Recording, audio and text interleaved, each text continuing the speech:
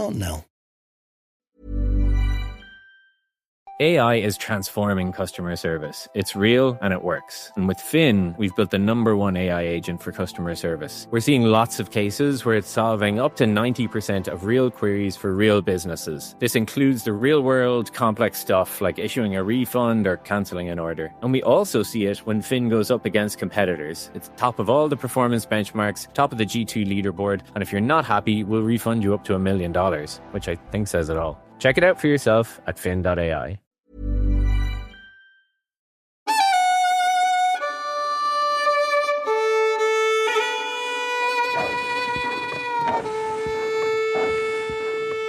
The Quilt.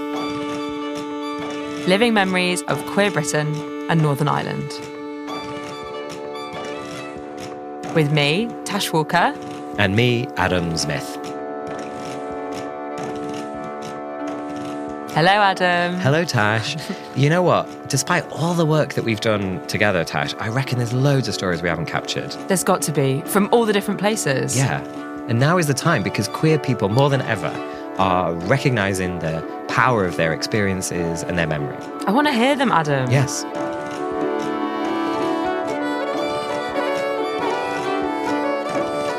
You know what, Adam? What? We've got to do it. We've got to travel around the UK. Yes. Let's get gathering. The stories, the histories, the herstories. Their stories. Okay, I'm ready. Let's go. This is an audio archive for the future.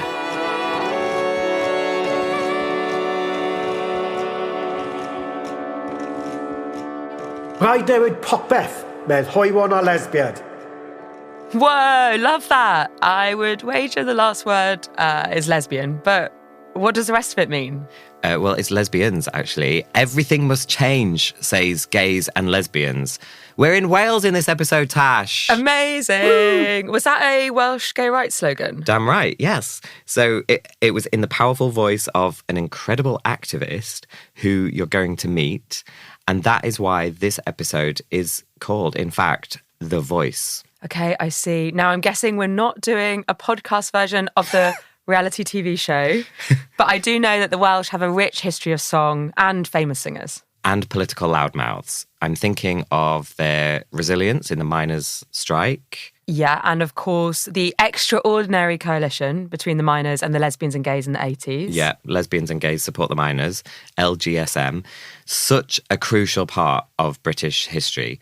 Well, this episode is about politics, queerness, art, and the Welsh language. Amazing. My cousins are native Welsh speakers, actually. But how many people is it in total? Well, the population of Wales is 3 million, just about.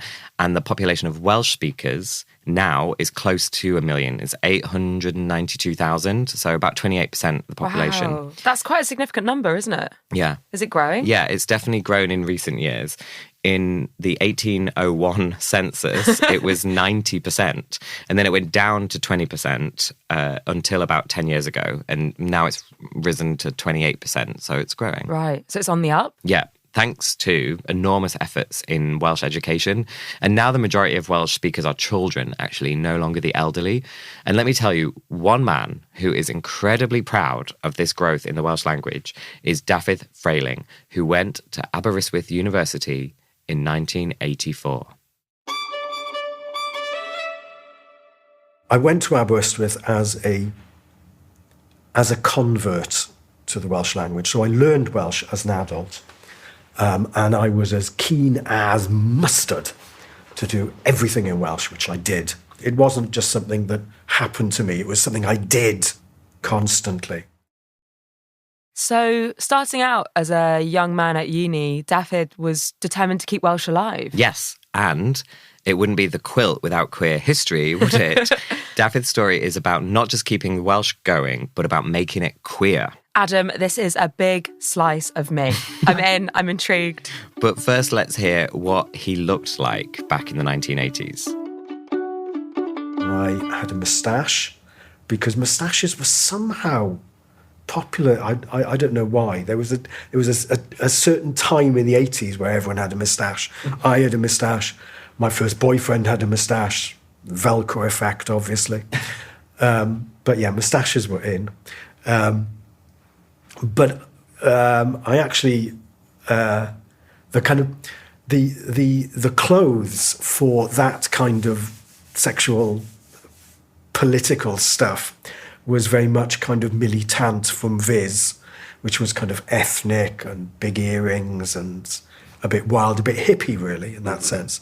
Whereas at that point, I was fairly straight in my dress. I'd wear jackets. And when I went on protests, because there was a lot of protesting when I went to college, my first year, I got arrested, I don't know, 3-4 times with the Welsh Language Society in Welsh language protests. And I remember my first protest, I actually wore a tie. I think based on the fact I wanted people to think that, you know, I was a reasonable person asking for these unreasonable things rather than a wild and wacky person asking for crazy stuff. I love that image of Dafydd, militant from Viz, a tie. Yeah, I know.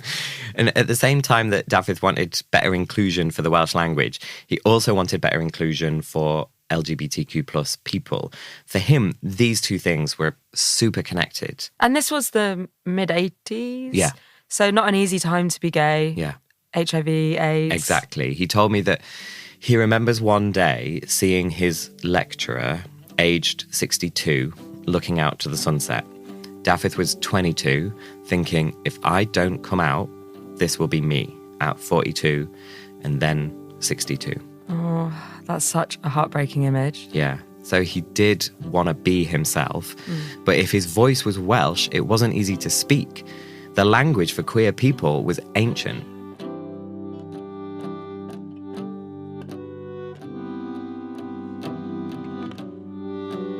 At the time in the press, the normal word in Welsh was gwrwgidiwr. And gwrwgidiwr is a word that was minted in 1588 when the Bible was translated into Welsh. And that was the word that continued to be used when it was used, because, of course, gwrwgidiwr was the word that was used in the press and by people discussing the issue. The whole gay thing was seen as not Welsh, really. We weren't aware of any history of gay at that point of gay people in Wales. I think one bloke had come out 15 years earlier in Aberystwyth and had then gone to jail.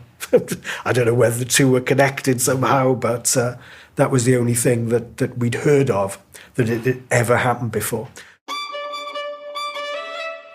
So we decided to form the group Cylch, and Cylch was an acronym for Cymdeithas y Lesbiaid, CYL, Cymraeg I Iaith, so C and H. And Cylch as a word means circle. So it was the lesbians absolutely approved. We were a mixed group, which at the time was not necessarily a foregone conclusion, but we were a gay and lesbian group.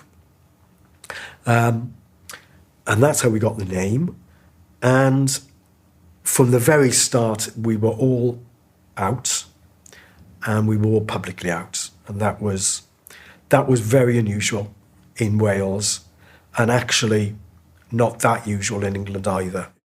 So Cylch is important if you want to know about Welsh queer history. I can't wait to tell my auntie about all of this. Also, amazing word. I know, right? And it forces you to use all the muscles in your voice. What did Cylch do? Well, all sorts of actions, very much a direct action group. And, speaking in the media and doing actions, one of their chief targets was the Eisteddfod, a festival that happens every summer in a big field.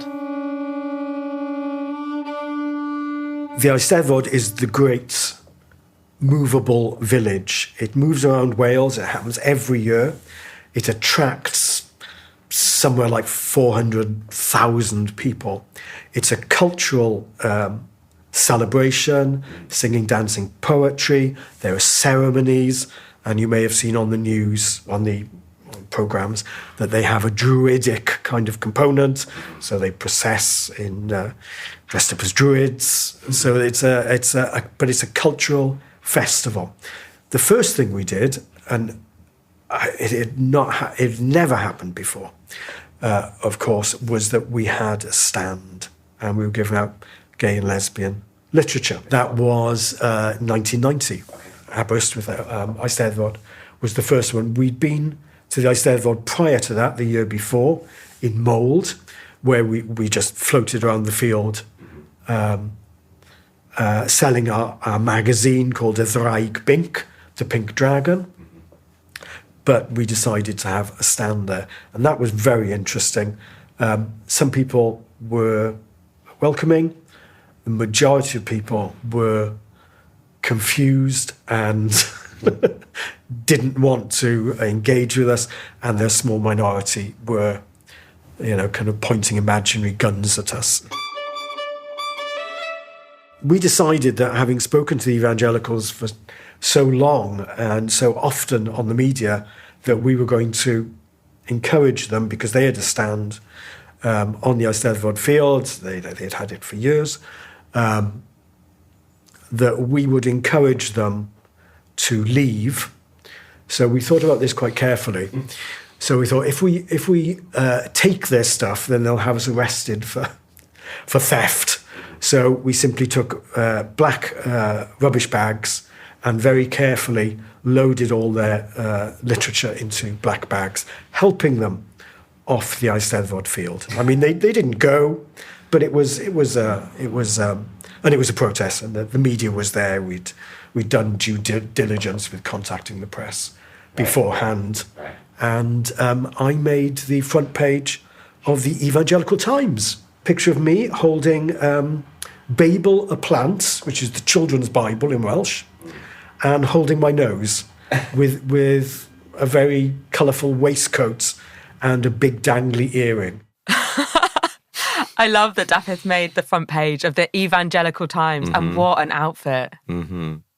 So Dafydd and the gang were feisty. I think you could say that, yeah. Also, I feel like we're collecting amazing queer publication names in the quilt, because in episode 3 we had the tartan skirt, and now we've got the pink dragon. We are. I've got one in the next episode too. But you'll have to wait for that one. Okay, amazing. Well, language, communication, the voice, it's all essential to having a queer life. And Cylch were pretty good at deploying their voice, as you heard in their slogan at the top of the episode. Yeah. Did you find out any more about that? Yeah, let's hear it again and then get Dafydd to say more. Rhaid newid popeth, med hoywon a lesbiaid. That one was produced for a Clause 28 protest in Aberystwyth in front of the town hall. And I remember I lived just round the corner from the town hall. So we all gathered in my one-bedroom flat and kind of lay on the floor and spray painted, and probably got high off the fumes, a sheet that we'd nicked from one of the student halls. And so we spray painted it with the slogan, Rhaid newid popeth, med lesbiaid a hoywon, which means everything must change, say gays and lesbians.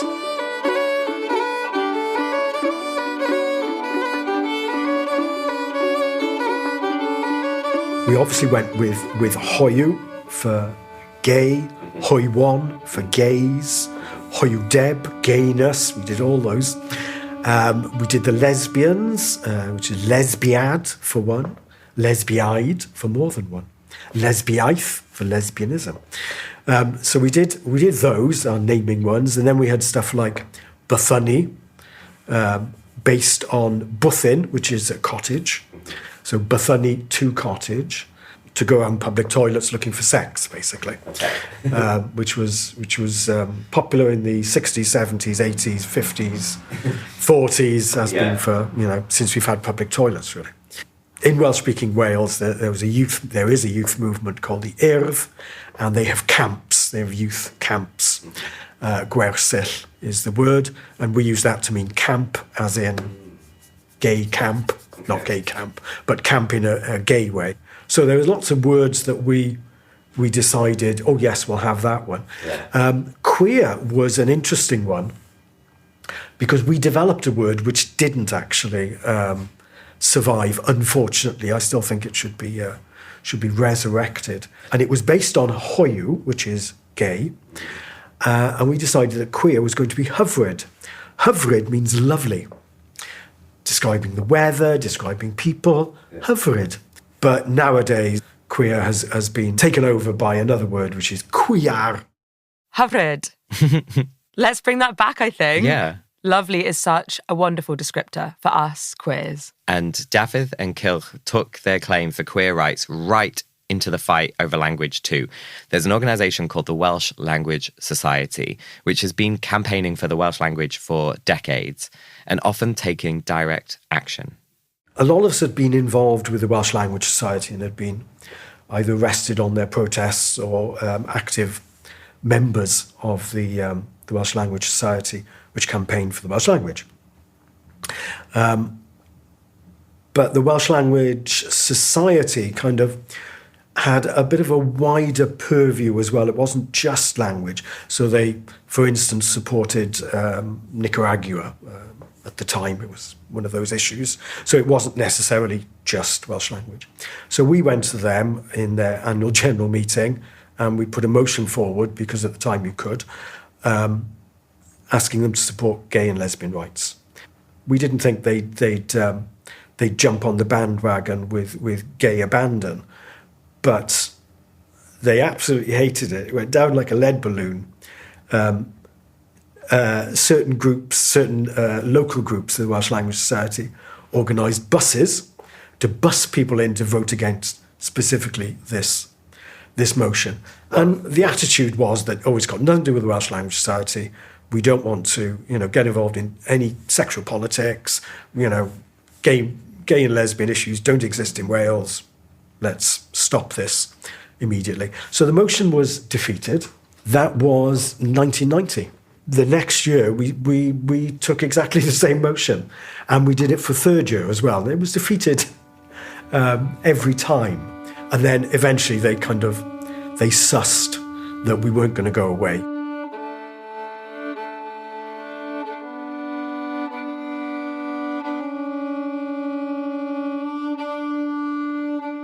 We did a radio interview during AIDS, basically.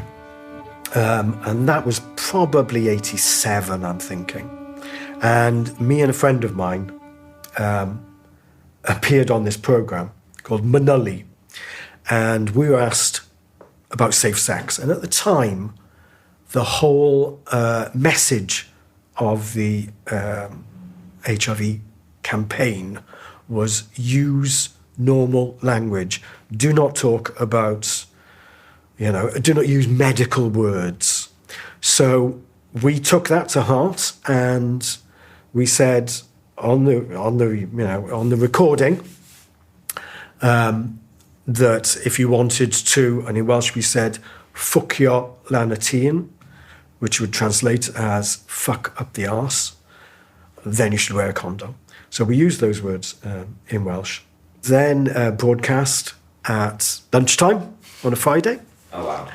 And the broadcaster's boss was driving, apparently, with the radio on, and heard this, almost veered off the road.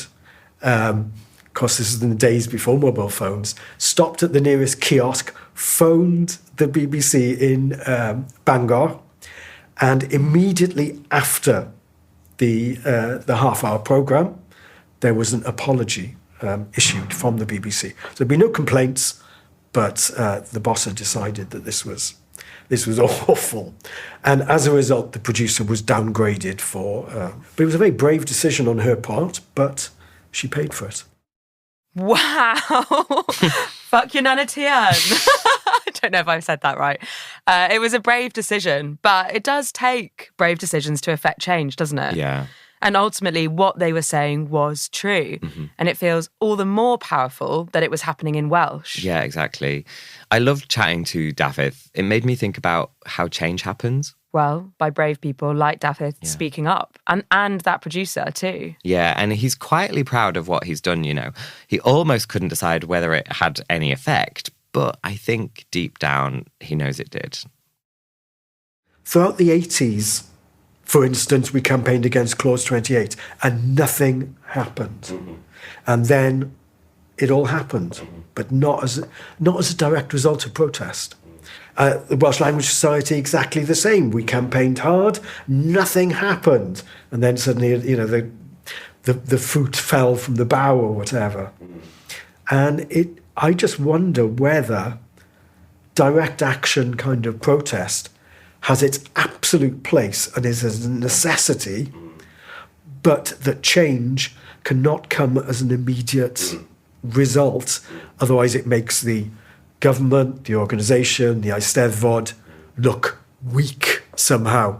So they've got to kind of sit on it for a while and then decide that they want to do it, and they can kind of distance themselves from the crazy people who went around protesting on their field or whatever. That's an interesting point from Dafydd. I do definitely think that means that there will always be a need for direct action. Even if the protest happened some months ago or even years, there is still an impact. But of course, real change comes from people pushing and pulling from all angles, which includes many other routes outside of direct action as well. Yeah, exactly. And the thing about language is that change can happen relatively quickly. I mean, last year, summer was just summer, but this year it was brat summer. Oh God, and that meant something completely new. Calm down. But I guess my point here is that with one word, the name of her album, the singer Charlie XCX opened up a whole new concept for those of us who are party girls. And party boys, party people. But yes, words are powerful, I get it. Yeah, and Charlie's not from Wales, but Charlotte Church, the original voice, was busy. Adam, what's the next patch for the quilt? Well, we're sticking with language, thinking about those achievements that Dafydd and the gang at Quilt made. I wanted to see how writers today are using Welsh and exploring queerness. Sounds fun. So I went to the Sherman Theatre in Cardiff. It's a big, modern, silver theatre, always performing new writing. And I met their writer-in-residence, Nia Morais. It is a very grey, rainy day in Cardiff, and I'm just on my way to the Sherman Theatre to meet Nia Morais.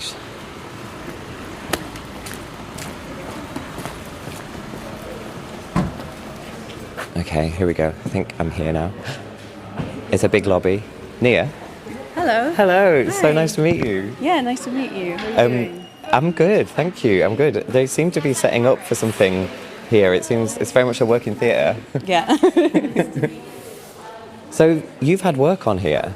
Yeah, so at the moment I'm the writer in residence, which is very cool. And I've had 3 plays put on here so far, which is really exciting. And I don't know, hopefully in the future there'll be more. Hopefully. It's quite a big space as well. And yeah, it's just so busy this morning. Should we go and find a quiet room and we can have a proper chat? Yeah, cool. Okay. Right, I'm following you. Okay.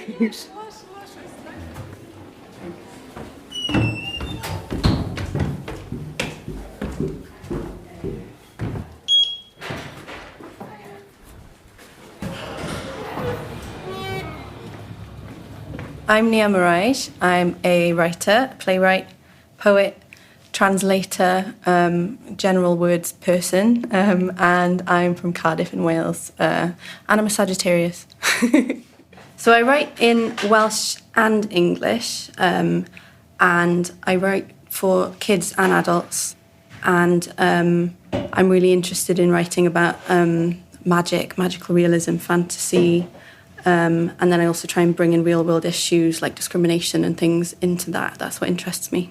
I kind of got into magical realism when I was a student, and I don't think it ever left me because I think it's a really fun way to kind of lift the veil on things that would normally be quite mundane. And then writing about discrimination and things like that, I think for me it's sort of writing about things that I've dealt with as a way of processing them, especially things that I dealt with when I was younger. So I am mixed race, and I grew up in Cardiff, and I went to Welsh school. So I did all of my education in Welsh up until 18. And I think that's kind of typical for Cardiff because it's a very multicultural city. But I did feel sort of alienated at times because there weren't many other mixed race kids or, children of colour in my Welsh school, which I think is typical of a lot of Welsh schools, just for various reasons. And then I'm also a lesbian, so that's just another thing that, I kind of felt alienated with growing up.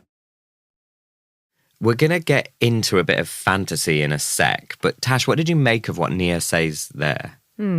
It's making me think about the power of imagination and play, maybe as tools that allow people to deal with living in this world, especially within societies where they feel isolated or alienated, like Nia was saying. Yeah, I asked her about writing in Welsh, and specifically her play Imri, which is about mermaids, but also so much more. I don't know, it's a very magical, fantastical language because it's a very, very old language, but it's still evolving. And I think a lot of people think that, the Welsh is a dead language, which is why I make a point of making new stuff in Welsh because, I use it every day, so why wouldn't I do it for my career? There's a sense of myth and legend when you're writing creatively in Welsh, and so I think that's what I wanted to bring in when I'm talking about mermaids and sirens and all these things.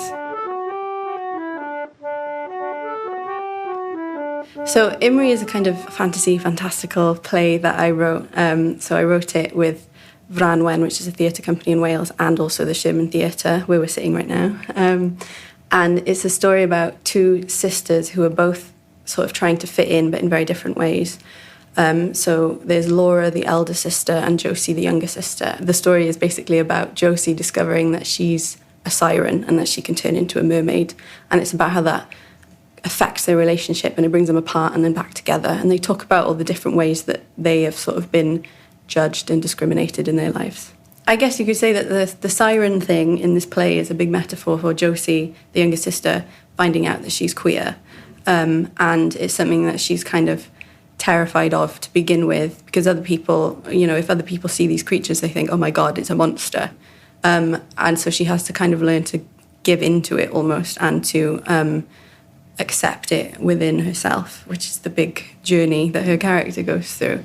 And also I just wanted to bring in kind of a joy party aspect to it, because I think a lot of being queer is kind of finding the light in things, isn't it? And trying to enjoy yourself through the bad times.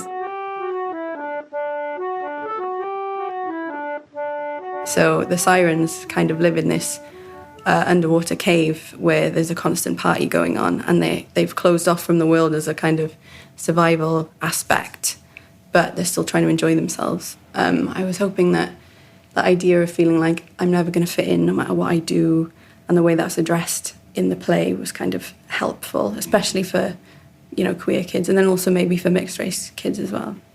Because Laura, the elder sister, she's mixed race, so a big part of the play is her and Josie talking about how they get discriminated against in different ways and how they feel othered and alienated in these different ways, and how they have to sort of recognise that in each other to have a proper sisterly bond.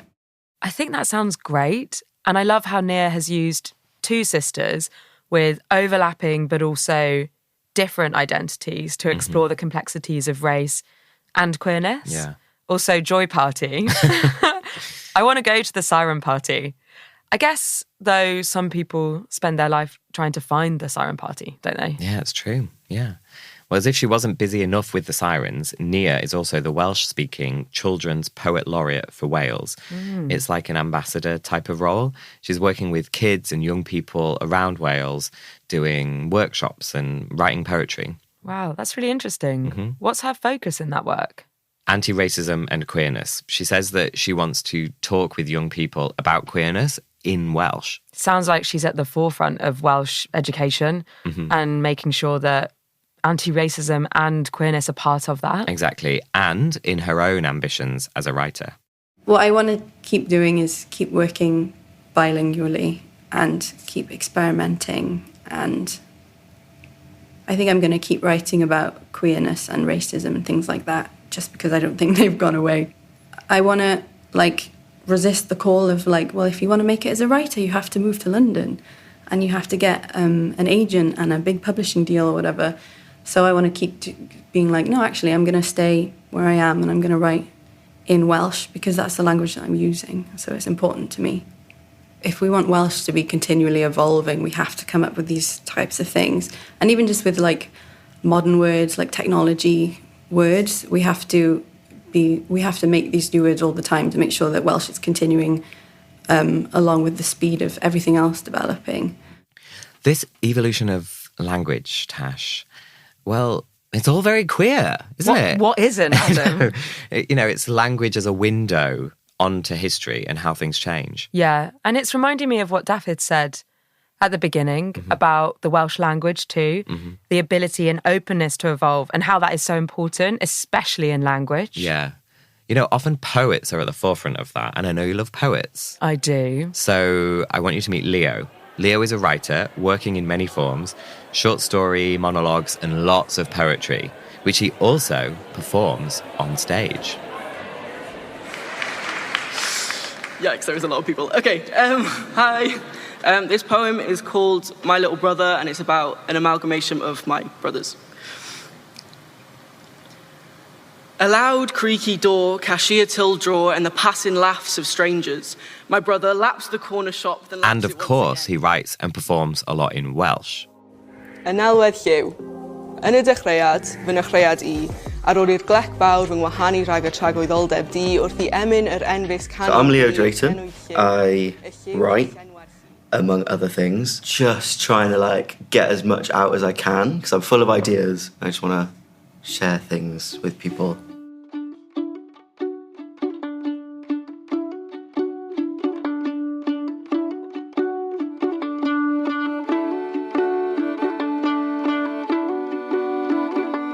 I write whatever I can, whatever feels right for the story or for whatever it is I want to explore.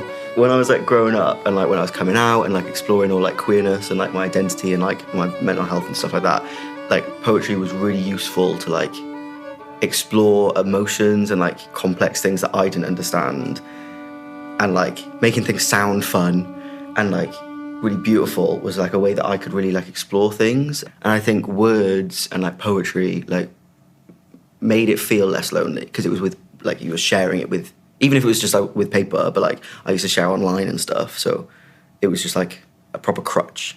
What was that like to share that kind of intimate poetry with other people?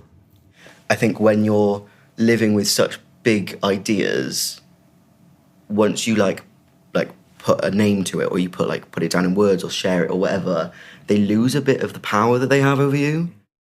I think what Leo is talking about here is really true. There's a freedom that poetry gives you to play, just like we do as kids. Maybe it's playing to see what words fit, how you feel, and give them certain meanings. But then, like Leo says, the emotions and feelings are almost too big for the words. The perils of language.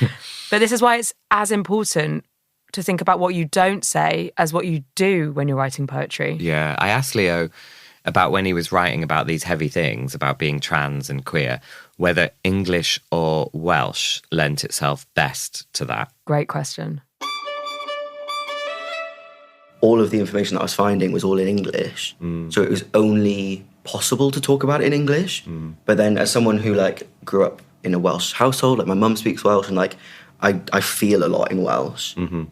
A lot of my poems about my feelings and stuff were all in Welsh, and then a lot of the poems that were about trying to deal with the identity and what it all meant, that was all in English. So it was a proper split, and there was a real duality to that experience, which is kind of a privilege, but also even more confusing when you're trying to explain it to other people. As the basic information about trans identity and what people need to know about that, and what trans people need to know, as they're exploring that, or not even just trans people, but anyone exploring their gender identity. Has there been more and more of that in Welsh over recent years? Or not yet? I personally think not yet, but it's definitely better, obviously. Yeah. But I think, things like, there is no Welsh word at the minute for the word siblings. So, like, if you want to talk about your sibling in Welsh, you have to gender them. Whereas some people who are, like, non-binary or, like, a little bit in the middle, you have no identity as a sibling in Welsh, which is really heartbreaking and quite tragic. Pronouns is something that's really complicated in Welsh because, like, we have, like, mutations and stuff, so, like, words are gendered. And, like, if I was talking about you and, like, your bag, I would have to say, like, his bag, and then that would change the word bag, like, in Welsh. Like, I don't know if that makes sense. Yeah. So if you're talking about someone and you don't know their gender, it's really difficult to, like, be grammatically correct and also respectful.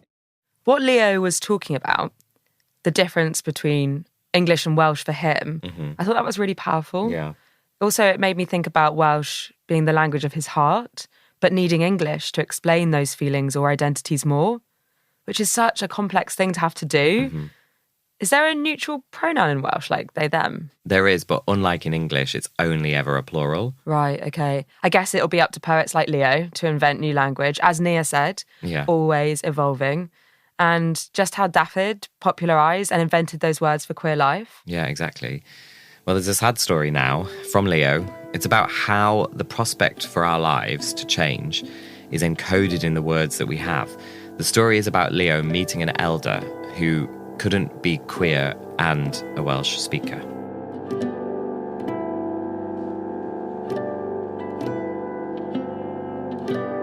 So I was born in the year 2000, and obviously a lot has changed since then, and I'm really lucky that, actually, I'm so, like, lucky that I live in this point in time, because we are so much more accepting, and just being trans is not as much of a problem now, which is crazy to say that. Like, I remember talking to someone the other day, actually, and talking about queerness and about being Welsh, and he was saying, because he wasn't a Welsh speaker, and he said that he didn't feel like he could ever be a Welsh speaker because there was no space. There was no space for queerness in the Welsh culture, because he grew up in a small farm in the countryside, and, like, that's so tragic that so many people have felt that they couldn't be proud to be Welsh because the Welshness wasn't proud of them. Like, I think that's really just tragic.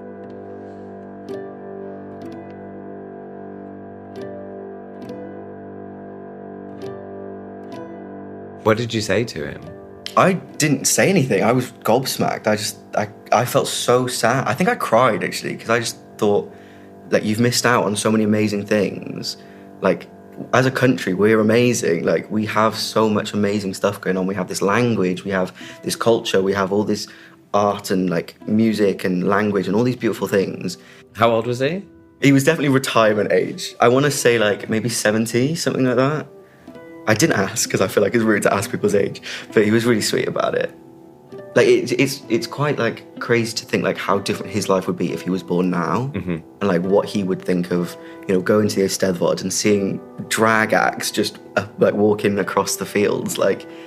Well, to see you perform poetry on the stage as well. Yeah, wild. Like, I don't know, there's something so, like, profoundly beautiful about the fact that we have that now, but also tragic that it was denied for so long.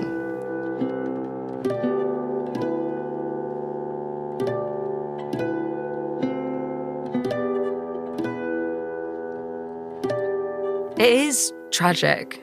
I think that's the right word for it. That conflict of representation in one's own culture, own language, that falls apart almost through that elder's hands. I'm sure Leo, even just having that conversation with that Welsh elder, might have opened up something, or at least demonstrated that it's maybe changing. Yeah, we're in conversation with our elders all the time, aren't we? Even if not directly. Yeah, think about Dafydd, Nia, and Leo, all at the Eisteddfod in different times, going there in different ways, from activists to performers. Yeah, we certainly asked the Eisteddfod to be more inclusive, to gear to some of its literary competitions, to encourage literature in Welsh around gay and lesbian issues.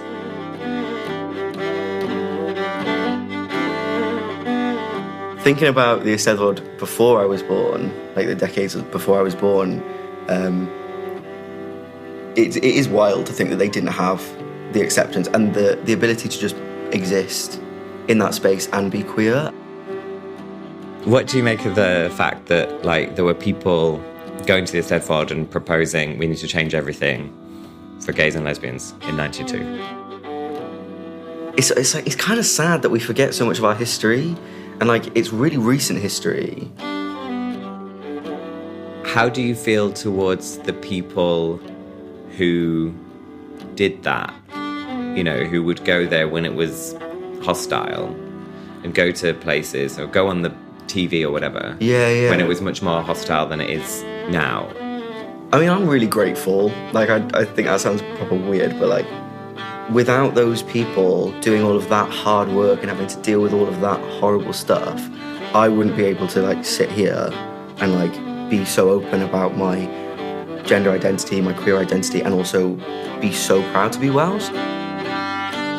The gay content now that happens is a regular part of the Eisteddfod under the title Mas ar y Maes, out on the field, the Eisteddfod field. It's fantastic. I mean, it was new activists are coming through and saying, yep, this is what we want to do, and it's happening. And like so we have drag performance now, we have musicians, we have poetry, we have monologues, all these beautiful things that are just art, telling stories, but happen to be queer stories. Dan asked me to be part of it, and I say yes to everything, so I was like, yeah, I'll do that. And yeah, got to read some poems. I think I did a talk. So there's always something on there, and it's always busy. Like, it's really surprising, but also really beautiful. Amazing that they have this space now. It is, and it sounds like such a celebration. Yeah, there's also a queer youth tent at the Eisteddfod. But some parents have grumbled about it on social media, blah, blah, saying, why are you trying to force this on our children? You know. Sigh. The fight continues, I guess. And all of that hate, well, it just pales in comparison to the power of that presence, of that visibility. Yeah. All the artists like Leo can do is keep going, keep writing, keep using their voices. Adam, what is this? This is the sound of behind the scenes at the Quilt, Tash. Oh, is that Rhiannon? Yes, we're in for a bonus treat in this episode because our composer, Rhiannon Takel, is from Wales, and although her language is music more than words, her work is a dialogue between the past and present, between traditions and queerness. Oh, I'd love to hear her talk about this. Did you speak to her? Yeah, I talked to her when she was setting up for a gig, actually, with people in the background. She's a busy working musician. Exactly. And we talked about a track called Top Stitch and some others that she composed especially for the Quilt. Let's hear from Rhiannon now. Hello, my name's Rhiannon Takel, and I'm a folk musician originally from South Wales, and I composed the soundtrack for the Quilt. So when we asked you to compose some music for this podcast series that we were making, and we told you what the Quilt was going to be, what sprung to your mind, and how did Top Stitch come out of your mind? So my compositional voice, I have a sort of rule. I tend to focus on very mechanical sounds. I don't produce sounds with electronics at all. If it needs power, I don't use it, apart from like microphones and things. But if there's a source of sound, you should be able to like visually see what's making the sound. I was just sort of sitting down and noodling around with the instrument, and just started using extended techniques to build textures in that first track. I mean, I wanted all of it to sound very like, I wanted it to have a kind of naive feel to it. So everything's very simplistic. There's not tons of processing on anything. Again, I like to create a very authentic sound with the music I make. Mm-hmm.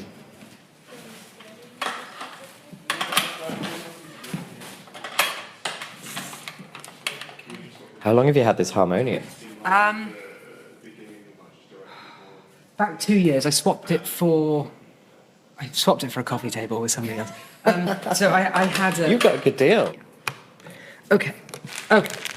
So, I have, the way you actually use them authentically or whatever. So this is what's called an Indian harmonium. I believe they were actually designed in Germany, but they made their way over to India with Christian missionaries in the 1800s. Yeah.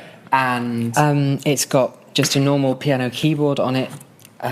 Each key is held down with springs, and the springs on this harmonium are what you can hear in one of the textures in Top Stitch, one of the main theme for the quilt. So it's that sound there. But how are you playing that? Tell me. Sorry, I'm just rubbing my nails along the springs. It was Pride, and I had falsies on, and I was just sort of I had the commission for the soundtrack, and I was just kind of noodling around with it.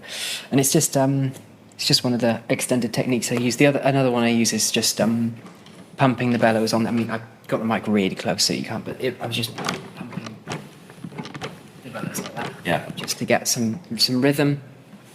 And then I've got. What's this pedal and cable situation?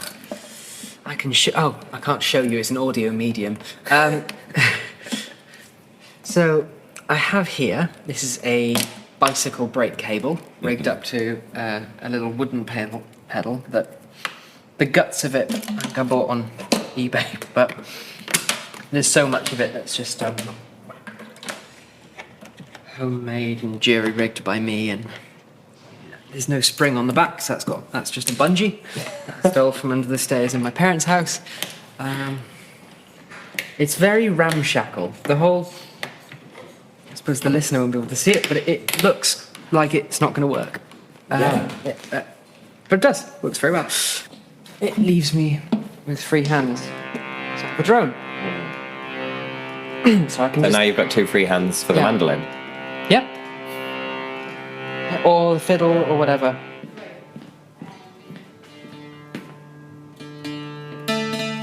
In the folk world, we would call this an octave mandola. I think technically it's an octave mandolin, but we call it a mandola. Mm-hmm. A mandola technically is something else. It's tune C, G, D, A. Right? So it's like a viola, right? And it's an octave down from a mandolin, and it's got 8 strings strung in 4 courses. So that's G, D, A, E. Well, that's not quite E. That's E now. This is on Top Stitch. So this. The second she strums, it's just beautiful. And I love the way she says noodling around. We were so lucky to find her, and when she said yes to composing the music for the quilt. Also, so great that she's working in folk music. Yeah, and she's got opinions about that. I sat down with her to ask what it's like for her finding her voice within a traditional genre. I grew up in the folk scene, and it's something that I very much identify with, probably more than I identify with a national identity or anything. I would say I'm a folkie first. And when I'm bi. I've known I was bi since I was in my very, very early teens, and in my mid-20s I discovered I was a transgender woman, as one does. And as an environment, and thinking about folk music as a subcultural, it's almost like it's a people group, right? And very much in the case of festivals, a place and a safe space, a physical space that you inhabit. Couldn't ask for more in terms of a place to be. No, that's not true. I retract that completely, actually. I regularly do ask for more and demand more, and many of us in the folk scene are in the process of demanding more. We are reading ourselves into the tradition, into extant folk songs, and also writing new ones with our stories in them. And it's just, for a bunch of people that get told we're a new phenomenon the whole time, connecting to culture and traditional music in the sense of it is a tradition we're contributing to, it's already been contributed to, and it's a long spanning thing. It's very grounding. I love the way Rhiannon describes folk as a people group. Mm. Rhiannon is doing the same thing as Dafydd and Leo and Nia, demanding more through their voice. through their creativity. Yeah, I love how she talks about her compositional voice being fixed through the sounds that she can make mechanically, like her jerry-rigged bike, pump, pedal, harmonium thing. So good. Such a contraption. As a queer person, though, often your voice is all that you have, isn't it? Mm-hmm. The laws might constrain your body, or society might tell you how to behave, but you have your feelings and your words, and that makes up your voice. And when we come together collectively, it's even harder to silence. Yeah, across time, the power of the voice is so important to queer people. It's what all the storytellers in this episode have in common. Obviously, I like writing in Welsh because I love the language and stuff, but like, I could write about whatever I want. But because I have that platform and because I have that space, something that has not really been given to many queer people historically, I do feel like there is a responsibility on me to voice those things that people don't hear enough.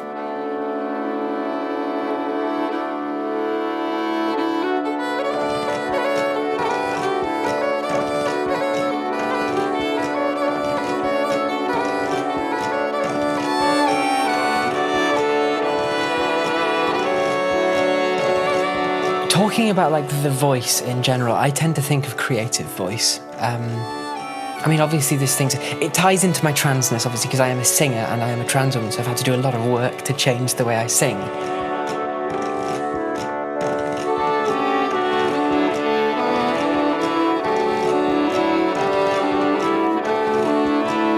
Trans people in music is such a rare thing. To see us do well is a rare thing. To see us take ownership of things like national identity and, national identity is something that I think queer people are often edged out of. And there's lots of toxic things to do with national identity and nationalism and all that kind of thing. But I just mean feeling like you're part of a community that belongs to a place.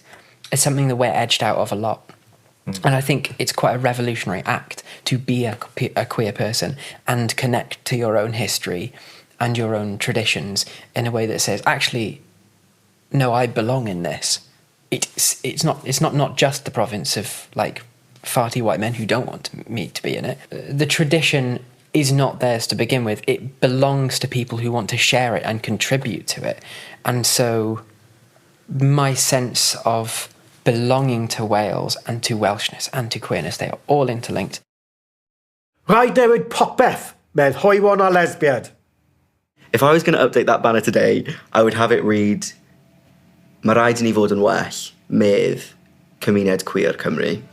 We have to do better, says the Welsh queer community.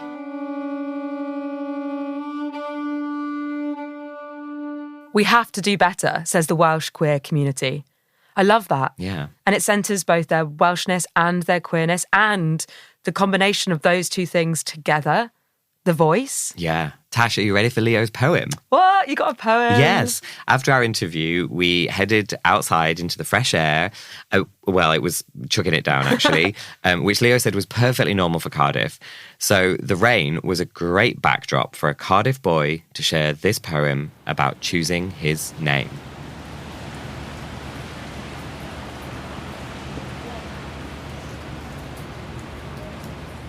So this poem is called The Welsh Me, by me, Leo Drayton. I am from Wales. Born in a hospital with a daffodil on its side, I had bara breath and cawl running through my veins. The doctors thought it strange when I was born belting, "My hen wlad fy nhadau and anoili me." But it wasn't. That's how all Welshmen are born, with a song in our hearts, calon lan and llawn caneon. When I was kicking in my mum's belly, I was practising the clock shop, preparing for the dance disco and the Eisteddfod. Cardiff grown, I am Welsh, and proud to be. But when I was born the second time, and asked what name I wanted to accompany my new adopted pronouns he, I fucked up. I made a mistake. I shed what I saw as the shackles of having a Welsh name, a unique name no one could pronounce. Only half my family could sift through all the vowels. I was tired of having to correct Christmas cards and cross out the Y or extra E. You see, I underestimated the time it would take to grieve. That's why they call it your dead name. I murdered it.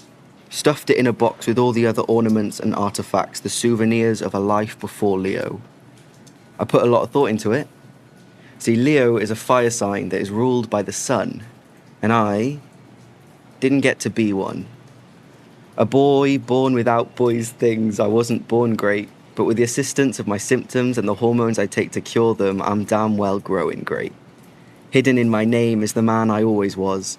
That boy belting anthems, singing at the top of his lungs, playing rugby in the front room and pretending he could fly, moving forks with the force and winning sword fights, and even after all this time, that boy is still there. Except now, he gets to see the sun and feel it on his skin. Stand in the warmth and feel those UV rays sink in, and you can tell me it doesn't matter. A label can't change the sweetness of a flower, but a name is the difference between a rose and a cennin-pedyr. Petals just as pretty, but one grows in the soil of a gwlad built on the history and heritage of my teulu. So yes, I chose an English name, but there will always be the flam of that Welsh tan burning inside this proud Welsh man.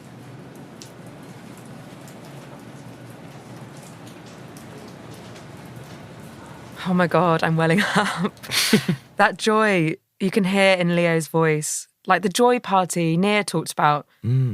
It always strikes me so strongly how many a trans person is just trying to shake off the world's shackles and get back to that version of themselves that they felt so clearly when they were a young child. Yeah, so true. In researching this episode, I just met some amazing people who are working to keep the Welsh language growing and evolving and to keep it inclusive of queerness and people of colour at the same time. It's been a delight to bring some of their voices into this episode. I've loved this episode, Adam. It's shared so much and stitched the Welsh language into the quilt. Thank you for collecting these voices. Pob Hoyle. That's goodbye. And we've only got one episode left, and it's a personal one for me. We're going back to where baby Tash began, back to the sea, back to the southwest. The Quilt is an Aunt Nell production in partnership with Queer Britain, the UK's first and only LGBTQ+ museum, and funded by Mindsets and Missions. It is hosted and produced by Tash Walker and Adam Smith. Music by Rhiannon Takel. The assistant producer was Marnie Woodmead. The associate producers for Queer Britain were Sue Shave, Sian Williams and Catherine Dick. Mixed and mastered by David Pye.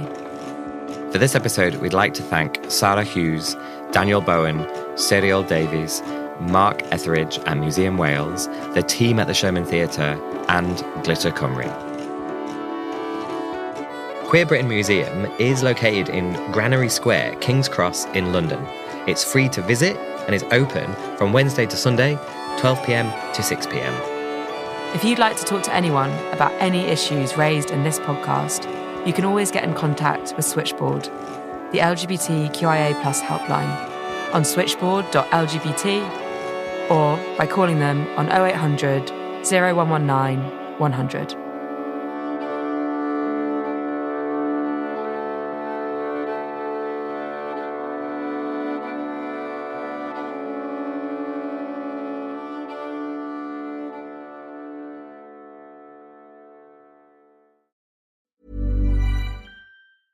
When it comes to managing money, forget the hype and look at the results. Bill has $1 trillion of secure payments powering our bill pay tools. Instead of just moving money, Bill is powering the financial operations of nearly 500,000 customers. So stop the guesswork and start scaling with the proven choice. Ready to talk with an expert? Visit Bill.com/proven to get started. And grab a $250 gift card as a thank you. Terms and conditions apply. See offer page for details.